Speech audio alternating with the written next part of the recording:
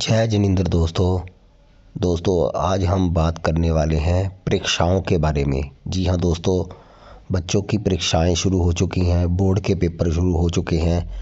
तो हमें लगा कि इस रिगार्डिंग भी वीडियो बनाकर हम बच्चों की मदद करें ताकि उनके रिजल्ट में और बढ़ोतरी हो पाए, अच्छे नंबर आ पाए। कुछ एस्ट्रोलॉजी का प्रयोग करके भी वो अपने मार्क्स को और ज़्यादा बेहतर कर सकते हैं। पढ़ाई के साथ साथ अगर हम इस पर भी ध्यान दें तो बहुत सारी चीज़ें सुधर सकती हैं और एक अच्छी अचीवमेंट मिल सकती हैं, क्योंकि यही वो समय होता है जब हम कुछ अच्छा करके आगे बढ़ सकते हैं, जीवन में कुछ मुकाम हासिल कर सकते हैं। अच्छे नंबर हर कोई लाना चाहता है, प्रयास हर कोई करता है। किसी के प्रयास में कमी रह जाती है, किसी के प्रयासों को पंख लग जाते हैं।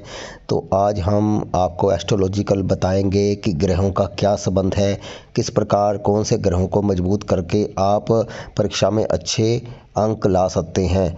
तो दोस्तों, आपको पता है कि शिक्षा का कारक बुध ग्रह होता है, जो हमारी बुद्धि का भी कारक है। तो शिक्षा बुध से देखी जाती है, लेकिन शिक्षा को चलाने वाला जो ग्रह है वो हमारा विवेक है, हमारा सही निर्णय है, हमारे सूझबूझ है। तो उसका जो कारक ग्रह है वो बृहस्पति है। तो बृहस्पति सूझबूझ विवेक से निर्णय लेकर शिक्षा को आगे बढ़ाता है। दिमाग की तरंगों में एक हमारा ज्ञान आगे बढ़ता है, तो उसमें एक मैच्योरिटी आती है। तो बुध और बृहस्पति हमारे एग्ज़ाम के समय या हमेशा ही अच्छे रहने चाहिए, ताकि हम एग्ज़ाम और परीक्षा में और स्टडी में हमेशा ही अच्छे रहें। और उसके साथ साथ केतु ग्रह, क्योंकि केतु ग्रह जो है हमारी इंस्टेंट सोच है, हमारी पॉजिटिव सोच है। क्योंकि परीक्षा में हमें बहुत जल्दी से लिखना पड़ता है और हमें एकदम से हमें आइडिया आता है तो हम लिखते हैं, हमारे दिमाग में एकदम से स्ट्राइक होती है तो हम उसको पेपर पे उतारते हैं। तो इसलिए केतु ग्रह का जो अच्छा होना बहुत ज़रूरी है, क्योंकि केतु हमारे यहाँ लिखना भी है, लिखावट यानी कलम का कारक भी केतु और साथ में बुध को माना जाता है। तो इसका मतलब है कि 3 ग्रह तो बहुत महत्वपूर्ण हो गए, एक बुध ग्रह, एक बृहस्पति ग्रह, एक केतु ग्रह। और तीनों के अगर हम न्यूट्रल उपाय की बात करें तो ये तीनों ग्रह के अंश जो हैं कहीं ना कहीं भगवान गणेश में विराजमान है। क्योंकि भगवान गणेश के जो केतु ग्रह है उसके अधिष्ठायी देवता गणेश भगवान हैं, और गणेश बुद्धि के देवता भी हैं, और गणेश भगवान ज्ञान और सूझबूझ के भी देवता हैं। तो इसका मतलब है कि गणेश भगवान में तीनों ग्रहों की एनर्जी भरपूर मात्रा में पाई जाती है। तो ऐसे जो बच्चे हैं रेगुलर परीक्षा के समय हर रोज़ गणेश स्तुति करें या गणेश भगवान के 12 नामों का उच्चारण करें, क्योंकि गणेश भगवान को प्रथम पूज्य देव भी बोला जाता है। इसलिए पहले सुबह उठते ही गणेश भगवान का नाम लें, प्रार्थना करें कि आज का दिन अच्छा जाए, हमारा पेपर अच्छा हो। 12 नाम ले सकते हैं तो बहुत अच्छी बात है। और हो सके तो बुधवार वाले दिन आप भगवान को लड्डू जरूर चढ़ाएं बूंदी के, और दुर्वा दास भी चढ़ा सकते हैं। घास जो मिल जाती है, जो पार्क में भी लगी होती है, जो ज़मीन पे लगी होती है, उसको दुर्वा घास बोला जाता है। तो दुर्वा दास भी आप अच्छे तरीके से धोकर चढ़ा सकते हैं, नहीं तो बूंदी के लड्डू ज़रूर चढ़ाएं। ये बुधवार को कर सकते हैं। हो सकता है जब तक परीक्षाएं चले तो रेगुलर रूप से भी चढ़ा सकते हैं, ज़रूरी नहीं है बुधवार के दिन ही चढ़ाएंगे। तो लगातार जब तक परीक्षाओं का समय है हर रोज़ गणेश भगवान की वंदना करें। वंदना तो हर रोज़ ही करें, लेकिन जो प्रसाद वगैरह चढ़ाना है वो पेपर तक चढ़ाते ही रहें। तो ये उपाय आप कर सकते हैं। उसके साथ साथ, क्योंकि राहु हमारी बुद्धि भ्रमित करता है, क्योंकि जो एंटी प्लैनेट है उसको भी कंट्रोल करना ज़रूरी है।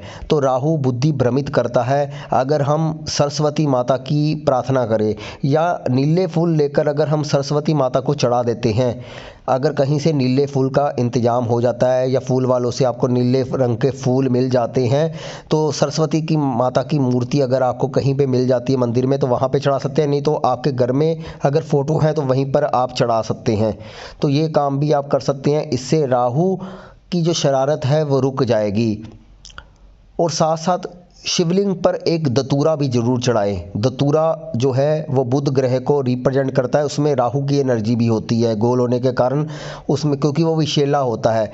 तो जितना भी विष है रिगार्डिंग वो निकल जाएगा, क्योंकि भगवान शंकर हर प्रकार के विष और दोष को दूर करते हैं।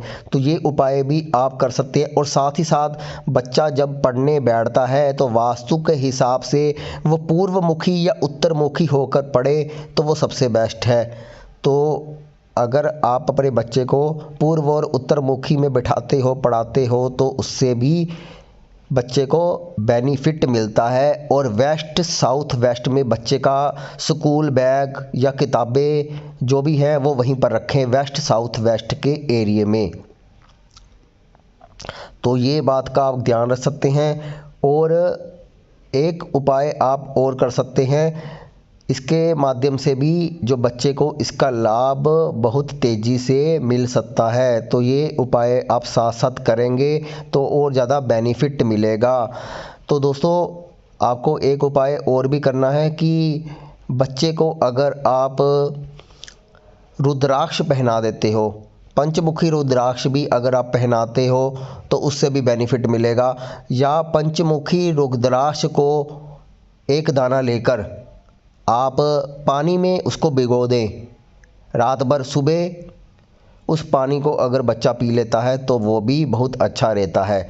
तो पंचमुखी रुद्राक्ष लेकर रात को पानी में भिगोकर सुबह आप बच्चे को वो पानी पिला सकते हैं। तो पंचमुखी रुद्राक्ष बहुत महंगा नहीं होता, बहुत ही सस्ता होता है, आसानी से उपलब्ध हो जाता है। ओरिजिनल आप प्राप्त करें और उसका जल भी पिला सकते हैं, तो वो भी भगवान की असीम कृपा बच्चे को प्राप्त होगी और बच्चे के रिजल्ट में आपको बढ़ोतरी देखने को मिलेगी। तो ये सब उपाय आप इस समय कर सकते हैं। तो दोस्तों वीडियो कैसा लगा तो वीडियो को लाइक ज़रूर करें, चैनल को सब्सक्राइब ज़रूर करें, कमेंट करके ज़रूर बताएं अगर आपको इससे लाभ होता है या आप इस वीडियो से सहमत हैं या इस वीडियो में कुछ सुझाव देना चाहते हैं तो आप कमेंट करके बता सकते हैं। धन्यवाद। आप सभी बच्चों को हार्दिक शुभकामनाएं, सभी का पेपर उत्तम हो और वो जीवन में आगे बढ़े।